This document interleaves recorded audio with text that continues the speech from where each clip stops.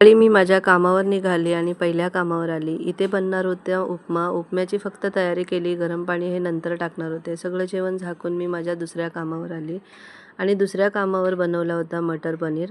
छान अशी मटर पनीरची भाजी बनवली, राईस बनवला, चपात्या बनवल्या आणि भेंडीची भाजी बनवली सुकी अशी. पोहे बनवले नाश्त्याला, ते टेबलवर ठेवले होते म्हणून शूट करता आलं नाही. सॅलेड वगैरे कट करून, फ्रूट वगैरे कापून मी माझ्या सेकंड कामावर गेली.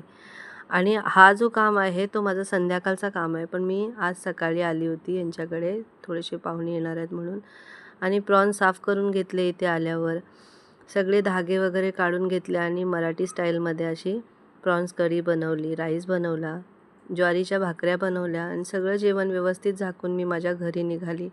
आणि घरी आल्याच्या नंतर लगेच नाश्ता करून आम्हाला जायचं होतं डी-मार्टसाठी. नरेश आज घरी असल्यामुळे पटकन जाऊन यायचं होतं. थोडे दिवसामध्ये आम्ही गावी जाणार होतो गणपतीसाठी आणि सगळं सामान आणायला लगेच निघालो.